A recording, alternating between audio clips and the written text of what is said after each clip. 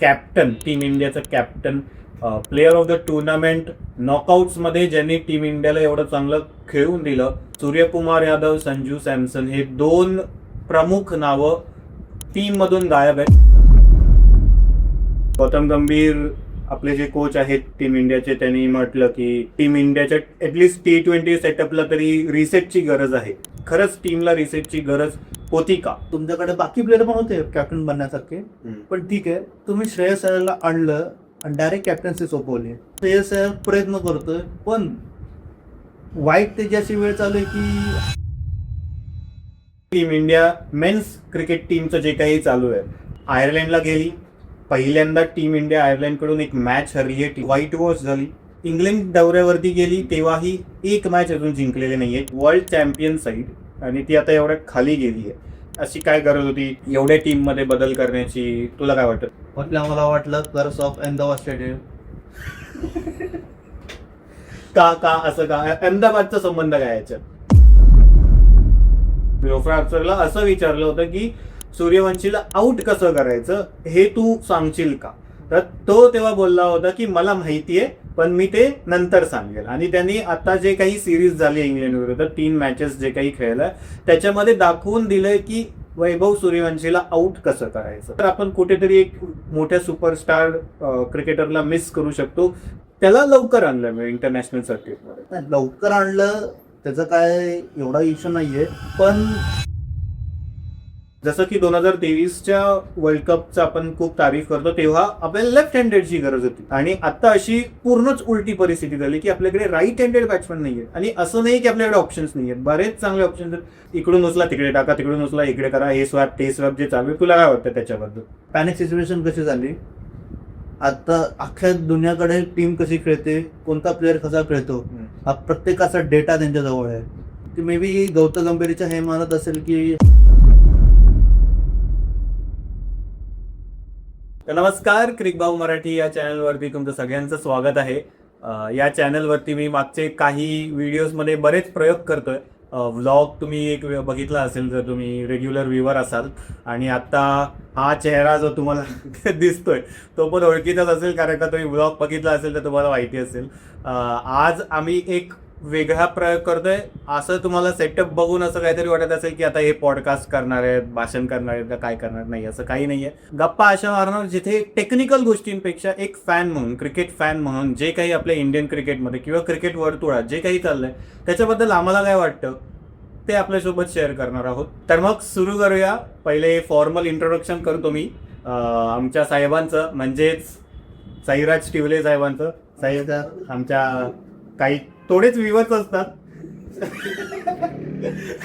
50-100 viewer असतात. Subscribers जरी 1,500 असले तरी 50-100 लोकच बघतात. तर हा असा प्रयोग करण्याचं मागचं कारण काय की जेव्हा कधी इंडियाच्या क्रिकेट मॅच चालू असते तेव्हा कधीही कोणता आम्ही लाईव्ह बघत नसतो, कधी आम्ही कुठे कामात असतो किंवा काय असतो ना, तर हा साहेब मला मेसेज करतो की बघ भाई असं झालं, हा गेला, ते झालं, ते झालं. मी जर इथे स्क्रीनशॉट्स प्ले केले ना आमच्या चॅटचे, वाचून हसाल तुम्ही, ठीक आहे. आणि काही काही जण ऑफेंड पण होतील, अशा चॅट्स असतात, कारण का काही काही खूप जास्तच क्रिटिकल गोष्टी बोलल्या जातात की बाबा असं का झालं, असं का केलं, या खेळाडूला का सोडलं किंवा या खेळाडूला का घेतलं. तर असे चॅट्स वरती जे होत होतं, तर मी असा विचार केला की ते जे चॅट्स वरती होत आहे ते आता समोरासमोर कॅमेरा समोर करूया. आणि आजचा विषय पहिला, बऱ्याच विषयांपैकी आजचा पहिला विषय आहे recently team India men's cricket टीमचं जे काही चालू आहे. T20 वर्ल्ड कप नंतर IPL झाला, IPL नंतर आता पहिली इंटरनॅशनल सिरीज, पहिल्या 2 इंटरनॅशनल सिरीज जिथे टीम इंडिया इंडियाच्या बाहेर गेली आहे. आयर्लंडला गेली, पहिल्यांदा टीम इंडिया आयर्लंडकडून एक मॅच हरली आहे T20 इंटरनॅशनल. सेकंड मॅच हरली, व्हाईट वॉश झाली. आता इंग्लंड दौऱ्यावरती गेली तेव्हाही एक मॅच अजून जिंकलेली नाहीये, 4 मॅच झाले.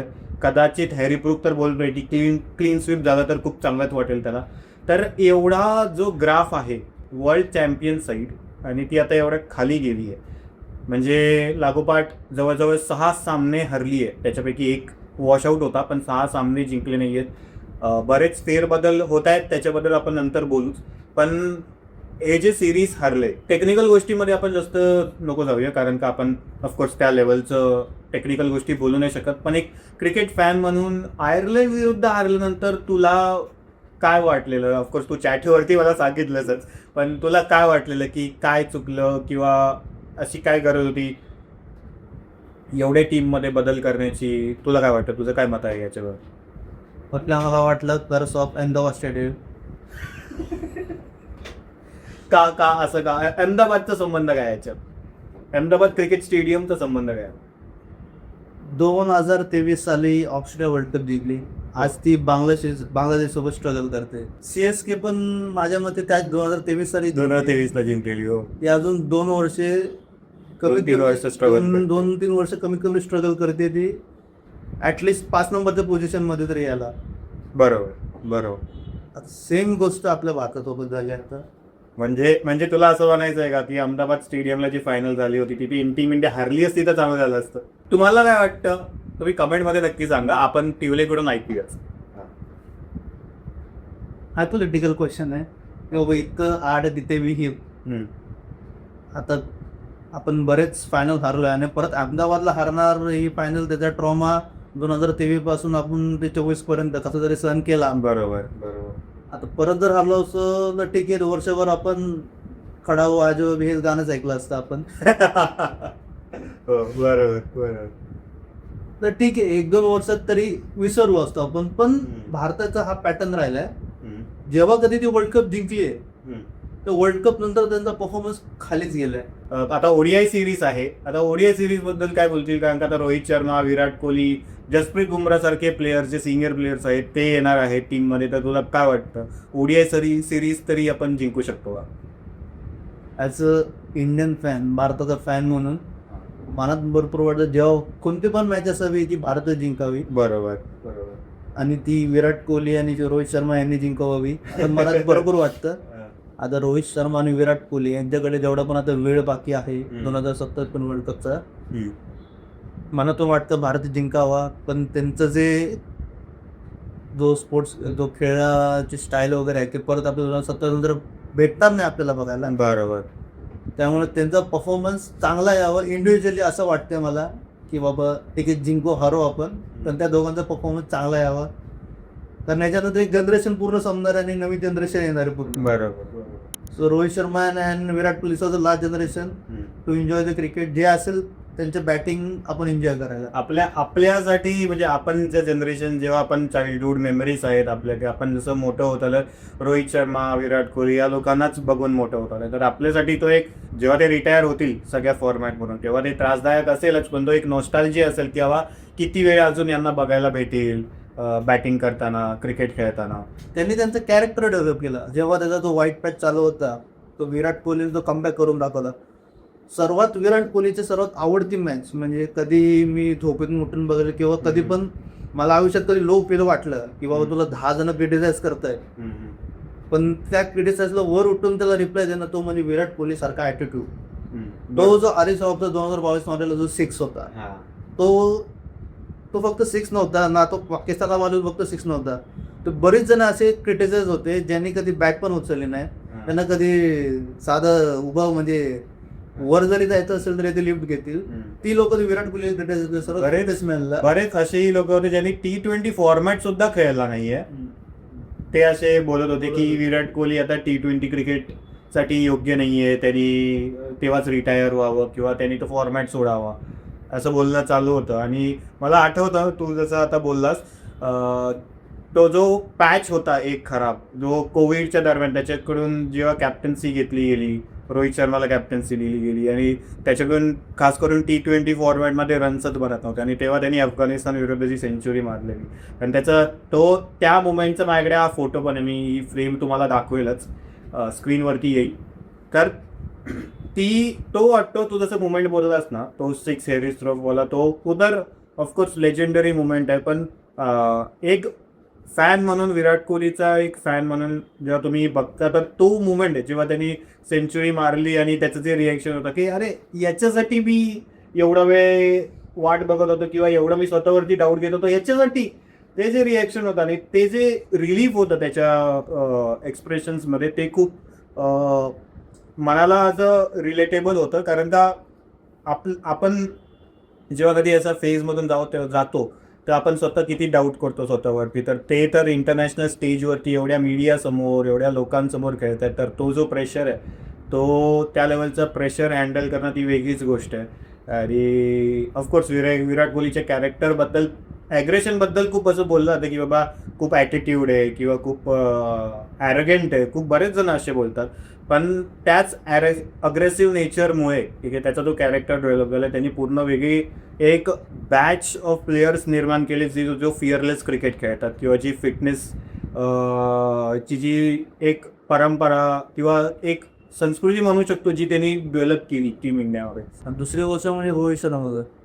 मी रोहित शर्माची बॅटिंग तर एन्जॉय आपण सगळ्यांनी केले. रोहित शर्माची बॅटिंग म्हणजे किशोर कुमारचं गाणं नाही. वा बॅटिंग तर एन्जॉय केले, पण 2023च्या वर्ल्ड कपला त्यानं जो कॅरेक्टर बनवलं होतं की मी पहिल्या बॉलपासून टेक ऑन करणारा बॉलरला, मग तो लेफ्टी असो रायटी असो, मग कोणता पण खतरनाक बॉलर असो ते वर्ल्डचा त्यावेळेस तो त्या बॉलरला टेक ऑन करायचा. आणि त्यांनी 2023च्या वर्ल्ड कपला धरलं होतं. हेचा रिझल्ट आपण फायनलपर्यंत पण सुद्धा बघितलं होतं, पण फायनलला थोडी गडबड झाली. पण पूर्ण वर्ल्ड कप तुम्ही जर त्या रोहित शर्माची बॅटिंग जर बघितली, नो डाऊट विराट कोहलीनं सेंचुरी मारली, त्यानं ते गॉडचं त्यांना रेकॉर्ड म्हणला, द ग्रेट सेमीफायनलमध्ये द ग्रेट सचिन तेंडुलकरचा. पण जी स्टार्टिंग जी विकनेस राहिलेलं आहे त्यानं स्वतःहून जे घेत का की नाही मी आऊट तर आऊट, पण मी चांगली अशी सुरुवात करणार की माझं आऊट होऊन जाईल तेव्हा माझा ह्याचा रन रेट 7 ते 8 असेल, भले मी पॉवर प्लेमध्ये आऊट होऊन जाईल 10 ओव्हरमध्ये, पण माझ्या बोर्डला रन 100 यायचे असतील. त्यामुळे येणार जो समोरचा बॅट्समन आहे त्याच्याजवळ हा प्रेशर नसतं ना की मला 100च्या स्ट्राईक रेटने 150च्या स्ट्राईक रेटने खेळायचं. त्याच्याजवळ डोकं रिलीफ करून म्हणजे डोकं शांत ठेवून तो त्याचा नॅचरल गेम खेळू शकतो आणि तो इनिंग बिल्ड करून एक मोठा स्कोर करू शकत होता. पण त्याचा पाया भरण्याचं काम रोहित शर्मा करत होता. ते 2023च्या वर्ल्ड कपमध्ये एकदम काय बोलतात ना, इव्हन ते सेमीफायनलमध्ये स्टेप आउट करून 6 मारायचा सर्वात बघण्यासारखं होतं. ते रोहित शर्माची पहिली म्हणजे इमेज होती की स्टार्टिंगला जर तो 10 ओव्हर 7 ओव्हर राहिला तर पूर्ण इनिंग्स वगैरे. 2019च्या वर्ल्ड कपला त्यांनी तेच केलेलं. मोठे 5 सेंचुरीज त्यांनी मारल्या होत्या. तू आता टीम बद्दल बोलवतास. 2023ची ODI वर्ल्ड कपची जी टीम होती टीम इंडियाची ती म्हणजे त्या टीमकडे बघून म्हणजे असं वाटलंच नाही की ती अशी एक स्पोर्ट्स टीम आहे. ती असं आपलं एक फॅमिली सारखीच वाटत होती. ज्या प्रकारे ते एकमेकांसोबत राहायचे, तो जो ॲटमॉस्फिअर होता टीम ड्रेसिंग रूममध्ये, ठीक आहे. पण आता टीममध्ये जे काही फरक झाला आहे, ठीक आहे. गौतम गंभीर आपले जे कोच आहेत टीम इंडियाचे, त्यांनी म्हटलं की टीम इंडियाच्या ॲटलिस्ट T20 सेटअपला तरी रिसेटची गरज आहे, ठीक आहे. म्हणून जसं तुम्ही बघाल आता 2026चा जो वर्ल्ड कप होता तो आपण जिंकलो. त्याचं कॅप्टन, टीम इंडियाचं captain, player of the tournament, नॉकआउट्समध्ये ज्यांनी टीम इंडियाला एवढं चांगलं खेळून दिलं, सूर्यकुमार यादव, संजू सॅमसन हे 2 प्रमुख नावं टीममधून गायब आहेत. संजू सॅमसनला चान्स भेटले 2-3 इनिंग्स, पण सूर्यकुमार यादवला तर तोही चान्स भेटला नाही. तर गौतम गंभीरचं जे मत आहे नो सुपरस्टार कल्चर, पण आता त्याच्यावरती आपण बोलूच किंवा नंतर कोणत्या वेगळ्या व्हिडिओमध्ये आपण त्यावरती बोलू शकतो. पण त्यांनी जे आता प्रेस कॉन्फरन्समध्ये म्हटलं की टीमला रिसेटची गरज आहे, तर तुला काय वाटतं, खरंच टीमला रिसेटची गरज होती का? ठीक आहे, टीमची रिसेटची गरज काय झाली आता ते गौतम गंभीरच्या डोक्यात काय आहे ते आपण काय सांगू शकत नाही. बरोबर.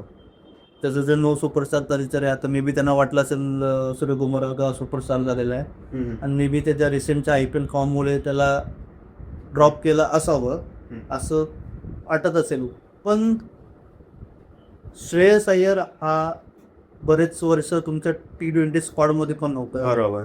सगळं काढून म्हणजे तुमच्याकडे बाकी प्लेअर पण होते कॅप्टन बनण्यासारखे, पण ठीक आहे तुम्ही श्रेयस अय्यरला आणलं आणि डायरेक्ट कॅप्टन्सी सोपवली. आता श्रेयस अय्यर हा वाईट कॅप्टन नाही आहे किंवा वाईट प्लेअर सुद्धा नाही आहे. श्रेयस अय्यर हा असा प्लेअर आहे की त्याला 2023च्या वर्ल्ड कपमध्ये त्याला स्ट्रॅटेजी करून आउट केलेला माणूस आहे की तिथून आपले जे फॉलोअप झाला. असा एवढा इम्पॉर्टंट प्लेअर आहे आपल्या टीमचा, एक मिडल ऑर्डर बॅट्समन आणि एक स्पिनरचा, कारण की आपलं स्पिन सध्या आपली थोडी वीक पॉईंट राहिलं. तर श्रेयस असा एवढा प्लेअर आहे. पण तुम्ही IPLचा पास्ट फॉर्म त्याचा बघितलं, म्हणजे रिसेंटली 1 महिन्यामध्ये बघितलं असेल तुम्ही की लगातार 7 मॅच जिंकून नंतर बाकी मॅच त्यानं हारल्या. बरोबर. तर त्याचा तो भले आपण बोलत नाही की IPL होती ती बाकीचं होतं, पण त्याचं एक दडपण त्याच्या डोक्यात होतं. त्या दडपणमध्ये तुम्ही त्याला कॅप्टन्सी दिली तर ते अजून त्याच्या डोक्यात, भले तो एक मोठा प्लेअर आहे काय पण असतो, पण थोडा एक बेनिफिट ऑफ डाऊट आहे ना त्याच्या डोक्यामध्ये असू पण शकतो. माणूस आहे तो, एक वेळ नसू पण शकतो, पण असं पण माणूस आहे तो, त्याला काय बोलू शकत नाही. बेनिफिट डाऊट होता की बाबा तो, आणि फर्स्ट टाइम कॅप्टन्सी करत होता. बाकीचे पण टीम्स आहेत आणि बाकीचे टीम ह्याच्या आधी चांगले खेळणारे आहेत. तो अजून त्यांना काय बाबा असं खेळ, असं नाही खेळायचं ते सांगायची गरज पण नव्हती त्याला. तो फर्स्ट टाइम जेव्हा आयर्लंडमध्ये गेला, काय डिसिजन त्याने घेतले वगैरे. आता त्याने कॅप्टन्सी जी केली ती इंडियामध्ये केली. आता जे मॅचेस झाले ते मे बी आपली युरोपमध्ये झाले, ते आयर्लंडला आणि इंग्लंडमध्ये तिथले ना कंडिशन असणार आहे, ते मे बी त्याचा एवढा आढावा नसणार. जे सूर्यकुमार यादवने तेवढा काढलाच, कारण की सूर्यकुमार यादव ऑलरेडी सेंचुरी पण मारली इंग्लंडमध्ये. इव्हन श्रेयस आयर्लंड विरुद्धही खेळताना दीपक हुडा प्लेयर्स, तो हार्दिक पांड्या कॅप्टन होता. सेम तसं श्रेयस अय्यर प्रयत्न करतोय, पण वाईट त्याची वेळ चालू आहे की आयर्लंड विरुद्ध पण हरले. जे फॉर्म मध्ये प्लेअर होते जसे की संजू सॅमसन, अभिषेक शर्मा, ईशान किशन कमबॅक केलेला माणूस, तो फॉर्म मध्ये असणारा प्लेअर आहे. ते सगळे सगळे आउट ऑफ फॉर्म गेले. थोडा पॅनिक वगैरे होऊ शकतो माणूस आहे. तर मे बी त्याच्या डिसिजन मध्ये आपल्याला पूर्ण तो रिझल्ट आयर्लंड 2-0 आपल्याला दिसतोय. प्लस आपल्याला तो इंग्लंडमध्ये पण दिसतोय. इंग्लंडमध्ये अख्ख्या मीडियाचं प्रेशर आहे, अख्खी दुनिया म्हणते वैभव सूर्यवंशीला आणा, पैसा आला. नो डाऊट 15 वर्षाचं पोराने जे केलंय, 15 वर्षात आम्ही फक्त A+B स्क्वेअर करत होतो. आम्हाला ते पण नीट येत नव्हतं, आम्हाला स्वतः फॉर्म्युला येत होतं, येत नाही. इथे तो वर्ल्ड क्लास बॉलर्सला काय बोलतात स्वतःच्या विल वरती 6 मारतोय. आणि त्याने असं सगळ्यांना उभेतून धरलं की याला बॉलिंग टाकताना आम्हाला टॅक्टिक्स डेव्हलप करायला लागल्या. बरोबर की असं झालं. आता तुम्हाला सगळ्यांना माहिती, इंग्लंड फास्ट बॉलिंग आणि स्विंग बॉलिंग सर्वात खतरनाक चालते. त्याचा तोडगा अजून आपल्या स्टार बॅटरचा सुद्धा भेटला नाही, इथून रोहित शर्मा आणि विराट कोहली सुद्धा. तर त्याच्यासमोर आपण वैभव सूर्यवंशीला टाकलं. आणि जोफ्रा आर्चर स्वतः म्हणला सुद्धा होता, जरी जेव्हा माझी कंडिशन माझ्या फेवरेबलमध्ये येईल तेव्हा मी वैभव सूर्यवंशी पक्का आउट करेल. मी असं बोलतो नाही, पण त्याचं इंटेन्शन त्याला जोफ्रा आर्चरला ते एकाच टीम मध्ये खेळतात राजस्थान रॉयल्स मध्ये. तर जोफ्रा आर्चरला असं विचारलं होतं की सूर्यवंशीला आउट कसं करायचं हे तू सांगशील का. तर तो तेव्हा बोलला होता की मला माहिती आहे, पण मी ते नंतर सांगेल. आणि त्यांनी आता जे काही सिरीज झाली इंग्लंड विरुद्ध 3 मॅचेस जे काही खेळलं त्याच्यामध्ये दाखवून दिलंय की वैभव सूर्यवंशीला आउट कसं करायचं. ठीक आहे, फास्ट पेसमध्ये जेव्हा बॉल येतो आणि थोडा शॉर्ट पिच असतो, अंगावरती जेव्हा बॉल येतो तेव्हा वैभव सूर्यवंशीचं कुठेतरी तो एक वीक पॉईंट दिसून येतो. ऑफकोर्स एक वेगळ्या अप्रोचनी खेळतो तो, खूप अल्ट्रा अग्रेसिव्ह अप्रोच आहे. चालला तर मग 90 रन्स 20-30 बॉल्समध्ये होतात, नाहीतर मग 10 बॉल. या सिरीजमध्ये बघितलं तर तो 10-15 बॉलपेक्षा जास्त खेळलाच नाही आहे. तर अशा अप्रोचनी जेव्हा कोणताही एवढा यंग खेळाडू खेळतो आणि त्याला असे अपयश जेव्हा मिळतात, मी वैभव सूर्यवंशीसाठीचा एक पूर्ण व्हिडिओसुद्धा बनवला होता. तिथे हाच मुद्दा मी सांगितला होता की ठीक आहे, तुम्ही त्याला सिलेक्ट केलंय, तुम्ही त्याला आता पुढे जाऊन चान्सही द्याल, पण जर तो फेल झाला किंवा 1 सामन्यामध्ये झाला, 2 सामन्यांमध्ये झाला, तो लागोपाठ जर फेल झाला आणि त्याच्या मानसिक दृष्टिकोनावरती जर परिणाम झाला, ठीक आहे, तर मग जो वैभव सूर्यवंशी ज्याला आपण थोडा एक टाईम नंतर, थोडा अजून त्याला एक्सपोजर भेटल्यानंतर इंडिया ए मध्ये किंवा अजून डोमेस्टिक लेवलवरती तो खेळला असता आणि त्याच्यानंतर जो त्याला एक एक्सपोजर भेटून एक थोडी अजून मॅच्युरिटीने तो जो आला असता, तर त्याचं करिअर खूप वेगळं बनू शकलं असतं किंवा आत्ताही बनू शकतं. असं नाही की त्याचं करिअरवरती काय, आत्ता जस्ट एक सिरीज झाली तर एक सुरुवात झाली, पण असं होऊ शकतं की यंग आहे, मेंटल प्रेशर होऊ शकतो आणि मग त्याच्यामुळे एक बोलतात ना की त्याचं करिअर कुठेही जाऊ शकतं. ठीक आहे, तो जर त्यांनी कोपअप केलं, त्यांनी जर त्याच्या सगळ्यावरती मात केली, त्याच्यावरती आणि कमबॅक केला तर तो चांगलाच आहे. जर नाही झालं तर आपण कुठेतरी एक मोठ्या सुपरस्टार क्रिकेटरला मिस करू शकतो. त्याला लवकर आणलं मी इंटरनॅशनल सर्किटमध्ये. नाही, लवकर आणलं त्याचा काय एवढा इश्यू नाहीये, पण तुमच्याकडे प्लेअर आहेत ऑलरेडी, संजू सॅमसन सारखा प्लेअर. आणि आताचे तुम्ही टीमचा लाईनअप बघाल तुम्ही, संजू सॅमसन आणि श्रेयस अय्यर हे फक्त 2 राईट हँडेड आहेत, बरोबर, आणि बाकी सगळे प्लेअर लेफ्ट हँडेड आहेत. आत्ता जो सामना झाला 4था T20 त्याच्यामध्ये इंजरीमुळे रिप्लेसमेंट आपल्याला करावं लागलं. त्याच्यामध्ये एक होतं वॉशिंग्टन सुंदर आणि एक होतं प्रसिद्ध कृष्णा. प्रसिद्ध कृष्णा तर बॉलर आहे, जाऊ दे. पण तुमच्या लाईनअपमध्ये जर आपली 4th T20 इंटरनॅशनल बघितली तर पहिल्या 8 पैकी 7 लेफ्ट हँडर्स आहेत. आणि पहिले 3 लेफ्ट हँडर्स आपले असे आहेत जे की अल्ट्रा अग्रेसिव्ह अप्रोचनीच खेळतात. संजू सॅमसन ही अल्ट्रा अग्रेसिव्ह अप्रोचनीच खेळतो, पण एक राईट हँडेड बॅट्समॅन आहे. तर मग कोणत्याही बॉलरला जो एक राईट हँड लेफ्ट हँड कॉम्बिनेशनचे एक्सपर्ट्स, क्रिकेट एक्सपर्ट्स बरेच वेळा बोलत असतात, डिफिकल्ट जाते ती गोष्ट. तर मग ते सोडून वैभव सूर्यवंशीला तुम्ही आणलं. आणि संजू सॅमसन, जसं तू मगाशी त्या विषयावरती हात घातलास, सुपरस्टार कल्चर, तर आहे संजू सॅमसनचा एक खूप मोठा फॅन बेस आहे, मान्य, ठीक आहे. आणि त्याने त्याचा परफॉर्मन्सही केला होता T20 वर्ल्ड कपसाठी. आपण बऱ्यापैकी T20 वर्ल्ड कपमध्ये त्याच्यामुळेच आपण जिंकलो असं बोलू शकतो. पण 2-3 सामने तुमचे खराब गेले. आणि असंही नव्हतं की त्याचा IPL खराब गेला होता. IPL मध्ये त्याने सेंचुरी मारल्या, 2 सेंचुरी आहेत त्याची. आणि इंटरनॅशनल स्टेजवरती तुम्ही 2-3 तुमच्या एवढ्या सिनियर प्लेअरला 2-3 सामन्यानंतर ड्रॉप करता. झिम्बाब्वेच्या टूरला तुम्ही घेत नाही. कदाचित एशियन गेमसाठी जो स्क्वॉड आहे त्याच्यामध्येही संजू सॅमसन नाही आहे. आणि वैभव सूर्यवंशी सारखा जेव्हा खेळाडू रिप्लेस करतो तर पूर्ण टॉप ऑर्डर तुमची लेफ्ट हँडेड येते. त्याच्यामुळे काय होतं, अपोनेंट टीमला असंही किती सिम्पल जातं की बाबा स्पिनर चालवा. जसं की 2023च्या वर्ल्ड कपचा आपण खूप तारीफ करतो, तेव्हा आपल्याला लेफ्ट हँडेडची गरज होती. रवींद्र जडेजा एक मात्र लेफ्ट हँडेड बॅट्समॅन होता आपल्याकडे. ईशान किशन होता, पण पूर्ण ओडिया वर्ल्ड कप तो खेळला नाही, ठीक आहे. आणि आता अशी पूर्णच उलटी परिस्थिती झाली की आपल्याकडे राईट हँडेड बॅट्समॅन नाही आहे. आणि असं नाही की आपल्याकडे ऑप्शन्स नाही आहेत, बरेच चांगले ऑप्शन्स आहेत जे ज्याचं नावही घेतलं जात नाही. ऋतुराज गायकवाड असेल, रजत पाटीदार सारखे, ज्यांनी लागोपाठ 2 IPL जिंकून दिले तुम्हाला, त्यांचा चान्सच बनत नाहीये टीम इंडियामध्ये T20 स्क्वॉडमध्ये येण्याचा. आणि तुम्ही लेफ्ट हँडेडवर left handed. By the way, Ruturaj गायकवाडची सेंचुरी ऑस्ट्रेलिया विरुद्ध. ओके, मॅक्सवेलला त्याने 30 रन मारले एका ओव्हरमध्ये. वा. तर तेव्हा हेच आहे की जे सिलेक्शन चालू आहे किंवा जे काही डिसिजन्स घेतले जात आहेत, टीम सिलेक्शनबद्दल असेल किंवा प्लेअरला कुठे कसं खेळवायचं याच्यावरून खूप सेन्सिटिव्ह किंवा एक खूप याच्यावरती जास्त बोललं जात नाही. पण एका प्लेअरचं करिअर कसं काय बोलतात, त्याचा ग्राफ खाली जाऊ शकतो किंवा खूप असं वर खाली होऊ शकतं, त्याचं बेस्ट एक्झाम्पल आहे तिलक वर्मा.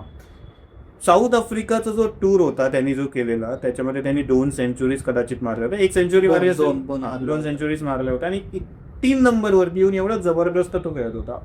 मुंबई इंडियन्ससाठी, आता मुंबई इंडियन्स शेवटी ती IPLची टीम आहे, तो कधी 3 नंबरवर खेळतो, कधी 5 नंबरवर खेळतो. डायनामिक्स खूप वेगळे असतात, ठीक आहे. पण टीम इंडियासाठी जेव्हा कधीही तो 3 नंबरवरती खेळायला खूप बेस्ट परफॉर्म केलं. मान्य आहे की 2026च्या T20 वर्ल्ड कपमध्ये तो खालती यायचा, 2-3 6 मारायचा, 5 बॉलमध्ये 18 रन 20 रन करून जायचा, तर ते ठीक आहे. पण त्याचं जो करिअर आहे तो कधी 5 वरती येतो, कधी 6 वरती येतोय. अक्षर पटेल नंतर, शिवम दुबे नंतर तिलक वर्मासारखा बॅट्समॅन जर येतोय, तर कुठेतरी असं वाटतं की अरे काय काय नक्की होतंय, की एवढा त्याच्यावरती कॉन्फिडन्स कमी आहे का, मुद्दाम म्हणून त्याला खालतीच ढकललं जातंय की बाबा आता तुला हळूहळू टीमच्या बाहेरच करायचंय. किंवा एक प्लेअर म्हणून तिलक वर्माला स्वतःला असं काय वाटत असेल, बाबा काय चाललंय नक्की, मला एक फिक्स पोझिशन दिली जात नाही. तर हे जे काही इकडून उचला तिकडे टाका, तिकडून उचला इकडे करा, हे स्वॅप ते स्वॅप जे चालू आहे, तुला काय वाटतं त्याच्याबद्दल? हे आता तू जे बोलला की तिलक वर्मा खाली आला होता सर्वात, तर ते त्यावेळेस रिझल्ट दिसून आले होते. पॅनिक सिच्युएशन, आता पॅनिक सिच्युएशन कशी झाली, आता अख्ख्या दुनियाकडे टीम कशी खेळते, कोणता प्लेअर कसा खेळतो, हा प्रत्येकाचा डेटा त्यांच्याजवळ आहे. आता तू जसं स्टॅट बोलला, वर्ल्ड कप मध्ये अभिषेक शर्मा समोर आला तर पाकिस्तानच्या विरुद्ध तो सलमान आगा बॉलिंग आला होता, बरोबर. Off spinner. बरोबर. साऊथ आफ्रिका सोबत मॅच होती, मार्क्रम आलेला. मॅक्रम समोर आला होता, तर तो ऑफ स्पिनर आला होता. पण तेव्हा मे बी त्यावेळेस 40 रन बनवले होते अभिषेक शर्माने. पण समोर तुमचा ऑफ स्पिनर आहे, तर त्यावेळेस ईशान किशन विकेटवर गेला होता. अख्ख्या टीमकडे डेटा आहे, त्यांना माहिती आहे कुठं हा जर इतर माणसं इथं आले त्यांना बॉल कुठं टाकायचा, हा जर बॅट्समन इथं आला, हा जर बॉल टाकतात, 90% बॉल त्याचे कुठं पडणार आहे. ते मे बी गौतम गंभीरच्या हे म्हणत असेल की हा डेटा सगळ्यांकडे आहे. सगळ्याकडे असल्यामुळे माझे काय म्हणतात, हा बॅट्समनला किंवा बॉलरला टेक ऑन करू शकतो. त्यामुळे मे बी त्याला ब्लफ करायचा प्रयत्न करत असेल मे बी गौतम गंभीर. दुसरी गोष्ट राहिला म्हणजे तिलक वर्माचा. तर तुम्ही जर तिलक वर्माचा त्यावेळेस स्टार्टिंगला बघितला, तो ज्यावेळेस आपली न्यूझीलंड सिरीज झाली होती माझ्या मते, त्यावेळेस काहीतरी इंजरी झाली होती. T20 वर्ल्ड कपमध्ये तिलक वर्मा इंजरीमधून कमबॅक करत होता. बरोबर. आणि इंजरीमधून येणारा कमबॅक एवढा काय साधारण नसतो. हे आपण मोठ्या लोकांकडे सुद्धा कळाले. इव्हन रोहित शर्मा, जसप्रीत बुमराह हे आपल्याकडे मोठं उदाहरण आहे की इंजरीमधून कमबॅक करताना किती त्रास होतो, तरी त्यामध्ये त्याने कमबॅक करायचा प्रयत्न केला. आता सगळ्यांना डेटा कळला की ऑफ स्पिनर वापरता कोणत्या लगेच ऑफ स्पिनर लावणार. आता सगळ्यांना T20 वर्ल्ड कप माहिती आहे. T20 वर्ल्ड कप तुमच्याकडे एवढा वेळ नसतो की थोडा टाइम घेऊन नंतर रन बनवाय म्हणून तुम्हाला एक फर्स्ट बॉलपासून त्याला बॉलरला टेक ऑन करावं लागतं. तर तो कधी त्यावेळेस वर्ल्ड कपला, आणि आपण एक मॅच हरलो तर आपण खूप पॅनिक झालो होतो साऊथ आफ्रिकेविरुद्ध, एवढं सगळं करून सुद्धा आपण एवढा हरलोय. तर मे बी त्यावेळेस गौतम गंभीरने किंवा टीम थोडी जरा पॅनिक झाली असेल.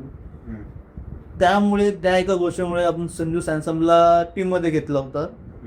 आणि एक एक्सपेरिमेंट केला होता की शेवटचे काही षटकं आहेत, तर त्याला आपण तिलक वर्माला देऊ. आणि त्या एक्सपेरिमेंटचा रिझल्ट फार बेटर भेटला होता. तुम्ही जर मॅच मला जर घेत आहे तर ती झिम्बाब्वे विरुद्ध मॅच असेल. मे बी काहीतरी हाफ सेंचुरी अशी काहीतरी पारी खेळली होती त्याने, पण खूप फास्ट खेळली होती त्याने. सेमीफायनलमध्ये ऑस्ट्रेलियाला तुम्ही बघितलं असेल 3 6 मारले होते त्याने. हो, शेवटी. बरोबर. त्यामुळे एक बूज भेटला. आणि तिलक वर्माचा हा अवतार म्हणजे हा जो होता की तिलक वर्मा एवढा 200-300 स्ट्राईक येऊन एवढा स्टार्टिंगला टेक ऑन करू शकतो, हा कोणाला एवढा वाटलं नसेल त्यावेळेस. पण तो खेळला त्यावेळेस. तो मे बी वर्ल्ड कपचा प्रेशर किंवा मला जिंकायचंच आहे या प्रेशर तो खेळला, त्याचे रिझल्ट पण आपल्याला भेटले. मे बी तीच गोष्ट ट्राय करायचं गौतम गंभीर करतं बाकी त्याच्यामध्ये, की बाबा 7 नंबरला येऊन तो प्रत्येक बॉलला खेळेल वगैरे. पण नाही, प्रत्येक गोष्ट नाही म्हणजे प्रत्येक ठिकाणी पडेलच असं नाही, कधी कधी उलटा पण पडतं. तेच झालंय, तेच होतंय. पण ते एका पॉइंटला स्टेबिलिटी देऊन टेक ऑन करायची ॲबिलिटी ही तिलक वर्मामध्ये आहे. हे आपण फायनलला बघितलं आहे एशिया कपच्या पाकिस्तान विरुद्ध. हाय प्रेशर ज्यात आता सर्वात हाय प्रेशर मॅच म्हणून त्यांना ते करून दाखवले. आणि असे तसे नाही, चांगले बॉलर होते. त्या चांगल्या बॉलर विरुद्ध हाय प्रेशर विरुद्ध त्याने ती मॅच खेळून दाखवली होती. सो त्याला 3 नंबरवर थोडा जरा टाइम द्यावा, 5-7 मॅचेस, की स्टेबल व्हावं, जरा स्टेबल होऊन खेळणं. कारण की प्रत्येकजण आता IPL खेळून आले असतील. आता मी बरोबर जर ब्रेक असेल, एक IPL नंतर बराच एक ब्रेक भेटलाय, पण ब्रेक पण नाही माझ्यामध्ये. तिलक वर्मा एक इंडिया कॅप्टन होता तो, आणि जिंकलं पण आपण ते. जिंकलो ते. तेव्हा वैभव सूर्यवंशी पूर्ण सिरीज खेळला नाही, पण तो एक फायनलला जाऊन त्यांनी जो काही तहलका मचवला होता, बेकार होतं ते. बघणंच असं वाटत होतं की काय चाललं. तर मग तेच आहे की जेव्हा हे असं वरखाली केलं जात आहे बॅट्समॅन्सना, तेव्हा त्यांच्या रोल बद्दलच त्यांना समजत नाही कधी कधी. ठीक आहे, तू जसं बोललास की T20 वर्ल्ड कपमध्ये त्याला खालती खेळवलं होतं, तो 3-4 बॉल 5 बॉल 10 बॉल घेऊन चांगला स्कोर करून जात होता. पण तो जो अप्रोच आहे किंवा तो जो कॅरेक्टर आहे तो तिलक वर्माला नॅचरली येत नाही. तू जसं एशिया कपबद्दल बोललास, एक लॉंग इनिंग्स खेळणं, मोठी इनिंग्स खेळणं, टीमला शेवटपर्यंत घेऊन जाणं नाही, जिंकवणं, ते जे आहे ते खूप नॅचरली आपल्याला बघायला मिळतं तिलक वर्मामध्ये. मुंबई इंडियन्ससाठीही जेव्हा कधी तो चांगल्या इनिंग्स खेळलाय तेव्हा आपल्याला ते दिसण्यात आलं. तर मग हे कुठेतरी बघायलाच हे वाटतं का तिलक वर्मा पर्सनली मला खूप आवडता खेळाडू आहे जनरेशनचा. आपली व्हिडिओ जी याच्यामध्ये स्टेडियमला मॅच बघायला गेलो त्याच्यामध्ये तेव्हा मी बोललो तिलक वर्माला बघण्यासाठी आलो मी, कारण का आहे त्याच्यामध्ये तेवढं एबिलिटी आहे, तो तेवढा ग्रेट प्लेअर बनू शकतो. आहे, चांगला बॅट्समन आहे, स्टायलिश बॅट्समन आहे. त्याचे जे कट्स मला खास करून ते बघायला खूप आवडतात. तो लेग ब्रॉड करून जो मारतो तो खूप मला आवडतं. एकदम तो आरामात खेळतो असं वाटतो तो. आणि खूप कमी प्लेयर्स पैकी असा आहे तो आत्ताच्या जनरेशनमध्ये जिथे आपण ट्रस्ट करू शकतो की तो तिन्ही फॉर्मॅट खेळेल. पण सध्या तर तो खेळत नाही टेस्ट. सध्या तर आता टेस्ट क्रिकेटमध्ये जागा बनवणं किंवा ओडीआय स्क्वॉडमध्ये ही जागा बनवणं इतकं कठीण झालं. तर जाऊ दे, तो मुद्दा वेगळा आहे आपल्यासाठी, तर नंतर येऊया. तर आजच्यासाठी एक शेवटचा मुद्दा आहे, तो म्हणजे आत्ता जे काही सिरीज आपण बघतोय, ठीक आहे, त्या अशा टाईमला आलंय जिथे आपण इंडियामध्ये वर्ल्ड कप खेळलो, तो आपल्या इंडियाच्या फ्लॅट पिचेसवरती होतं किंवा जे खेळ होतं ते आपण जिंकलो. आपल्याला सवय असते. IPL त्याच्यानंतर सुरू झालं. IPL जे काही 200 रन्स, ऑलमोस्ट 300 रन्सचा जो काही खेळ खेळला जातो, ठीक आहे, त्याचं मेन कारण असतं की आपले ग्राउंड्स छोटे आहेत.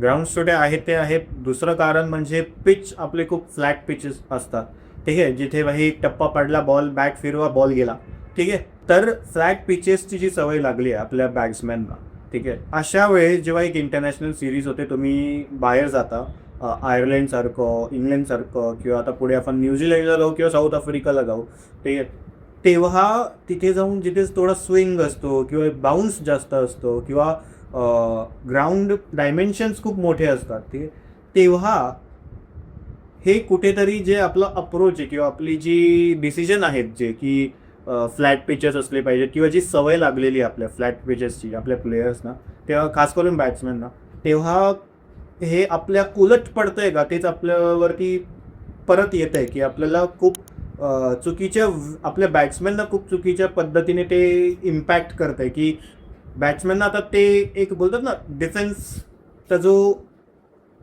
एक पूर्ण कॉन्सेप्ट आहे तोच कुठेतरी विसरत चालला. कारण का वैभव सूर्यवंशीचे मी तिन्ही मॅचेस आतापर्यंत बघितल्या ना, तर डिफेन्सचा प्रकारच मला कुठे दिसला नाही. अभिषेक शर्मा ही खेळला तर तो 18 बॉलमध्ये हाफ सेंचुरी मारून येतो, पण त्याच्यामध्ये काहीच नसतं, ठीक आहे. तर मग हा जो मुद्दा आहे फ्लॅट पिचेसवाला, तुला काय वाटतं किती इम्पॅक्ट करतो बॅट्समॅनच्या फॉर्मवरती, बॅट्समॅनच्या जे काही टेक्निक्स आहेत त्याच्यावरती, आणि ह्याच्यावरती काय वाटतं तुला IPL असंच खेळायला पाहिजे, इंडियामध्ये जेव्हा काही मॅचेस होतील असंच खेळायला पाहिजे, किंवा पिचेस थोडे बेटर झाले पाहिजे जिथे बॉलर्सला काहीतरी मिळेल? तुमच्याकडे flat pitches plus impact role बरोबर, नंतर बॉलरचा रेस्ट्रिक्शन आहेत, एवढं सगळं असून बॅट्समन नुसता येतोय, तो मारतोय, बॅट्समन येतोय, बॅट उचलतोय, 6 मारतोय, जातोय छोट्या ग्राउंड्स वगैरे. तर एक पूर्ण ते 1.5 महिना झाल्यानंतर एक तुमचा तो एक माइंडसेट तुमचा बनतो, माइंडसेट असते, सवय, मसल मेमरी बनली तुमची की हे असं एक बनलंय. आता प्रत्येक जणांचं हे सुद्धा होतं की ठीक आहे फॅट पीच सगळ्यांना सुद्धा आहे, मग वैभव सूर्यवंशीच का मारतोय मग? आता हे कोड आपल्याला पण माहिती नाही, he is a state, but हे अजूनही बोलतो तो 15 वर्षाचा, आणि त्यावेळेस मी A+B स्क्वेअर करत होतो, आजही बोलतो की याच्यामुळे. पण हा एक इम्पॅक्ट जो आहे म्हणजे प्रत्येक वेळेस तुम्हाला मारणारी पीस तुम्हाला भेटणार नाही तुम्हाला. तेव्हा टेस्टिंग कंडिशन तुम्ही काय करता त्याच्यातून दिसून येतं की तुम्ही कम्प्लीट बॅट्समॅन असू शकता की नाही. आत्ताची IPL जरी त्याच्या वेळेस कदाचित मी चुकीचा नसेल तर मुत्ताया मुरलीधरन, लेजेंडरी स्पिनर क्रिकेटचे, त्यांनी कमेंट अशीच सिमिलर कमेंट केली होती जिथे ते बोलले होते की हे जे काही फ्लॅट पिचेस आणि छोटे ग्राउंड्स आहेत त्याच्यामुळे बॉलर्सला काहीच चान्स भेटत नाही आणि बॅट्समॅनला म्हणजे खूप इझी झाला आहे हा गेम, बॅट्समॅनकडे खूप झुकला जातोय. आता डिबेट होऊ शकतात की तुम्हाला क्रिकेट कसं बघायला हवं, ठीक आहे, ज्यांना 200-300 रन्सचीच सवय आहे, 6 आणि 4चीच सवय आहे, त्यांना ते आवडणार हे जे करायचं. IPL इज एंटरटेनमेंट, बरोबर. IPL बनवला ह्याच्यासाठीच होता, एंटरटेनमेंटसाठी, बरोबर, एंटरटेनमेंटसाठी आणि यंग टॅलेंटला वर आणण्यासाठी. तर ठीक आहे, तो त्या लेवलसाठी, तो पिरियडसाठी ते पिचेस वगैरे ठीक आहे, पण जेव्हा ॲक्च्युअलमध्ये तुमची परीक्षा येते, तुम्ही जेव्हा परीक्षा इंटरनॅशनल सिच्युएशनमध्ये, त्यावेळेस तुम्हाला जी IPLचा माइंडसेट आहे किंवा जे IPLची ती खेळायची पद्धत आहे ती तुम्हाला चेंज करून ॲक्च्युअलमध्ये पिच काय डिमांड करते, त्यावेळेस कंडिशन काय डिमांड करते, बरोबर. ते खेळणं सर्वात महत्त्वाचं असतं. आणि की जे पॉपअप करतो जो प्लेअर तोच सर्वात ग्रेट प्लेअर बनतो. कारण आपण बऱ्याच वेळा बघितले असे IPL मध्ये असे मोठे मोठे प्लेअर इथे खूप खेळत पण इंटरनॅशनलमध्ये येऊन ते फेल झालेले. त्याचा मे बी हाच एक रिझन असावा. बरोबर. तर आजचे मुद्दे आता आपण इथपर्यंतच ठेवूया. कोणत्याही प्लेअरला आम्ही क्रिटिसाइज करत नाही, कारण ते ज्या लेवलला गेले आहेत खूप मेहनत लागते. आपल्या 150 कोटीचे आपला भारत आहे, त्या भारतामधून 11-12 प्लेअर निवडणं फक्त, त्यामुळे ते काही प्लेअर हलके तर नाही आहेत. ते जे मेहनत करून आले, त्यामुळे आम्हाला त्यांना काही क्रिटिसाइज करायचा आमचा हक्क नाही आहे. बस एवढं. बरोबर. तर भारतीय क्रिकेटमध्ये किंवा क्रिकेट विश्वामध्ये, क्रिकेट वर्तुळात जे काही चाललंय त्या मुद्द्यांवरती आम्ही असंच पुढेही विचार करतोय की असेच बोलत राहू, चर्चा करत राहू, आमचे जे काही मतं आहेत ते मांडत राहू. पण त्यासाठी तुम्हाला हा व्हिडिओ तुम्ही आत्तापर्यंत जर बघितला असेल तर तुम्हाला हे जे काही आम्ही पूर्ण व्हिडिओमध्ये बोललो आहेत ते तुम्हाला आवडलं असेल तर त्यासाठी प्लीज हा व्हिडिओ लाईक करा, शेअर करा तुमच्या क्रिकेट मित्र जे काही मैत्रिणी असतील त्यांच्यासोबत, आणि चॅनलला सबस्क्राईब नक्की करून ठेवा. तर या व्हिडिओला जर चांगला प्रतिसाद भेटला तर पुढेही आम्ही असे संवाद चालूच ठेवू, आणि आम्हाला ते चालू ठेवायचे, पण त्यासाठी तुमचा चांगला प्रतिसाद पाहिजे आणि आम्हाला वेळ पाहिजे. बरोबर. काम जॉब करता करता हे सगळं चालू आहे. पार्ट टाइम कॉन्टेंट क्रिएटर, तर ते चालू राहील. ते आम्ही, आणि मी कंटेंट क्रिएटर नाहीये. हा कॉन्टेंट क्रिएटर नाहीये, याला कॅमेराचा फोबिया आहे. पण तो क्रिकेट हा विषय असा आहे की त्याला इकडे घेऊन आलाय किंवा बोलतोय, आणि मलाही चांगलं वाटतं की कोणाची तरी एक काहीतरी जी फोबियाची जी गोष्ट असते ती हळूहळू कमी होईल कदाचित. काय वाटतं, कसं वाटतं तुला आता? थोडं तरी बेटर वाटत असं, एवढा तरी कॉन्फिडन्स आहे माझ्या अनुभवात. कॉन्फिडन्स खूप आहे की मी अजूनपर्यंत कॅमेऱ्याकडे एवढं बघितलं नाही. कॅमेरामध्ये बोलून बघ, बघून बोल, लाईक शेअर सबस्क्राईब बोल. नाही बाबा, तू बोल. अरे बोल ना, काय नाही. ठीक आहे, आपण व्हिडिओ इथे संपूया. नेक्स्ट टाइम मी नक्की याच्याकडून बोलून घेईन. धन्यवाद.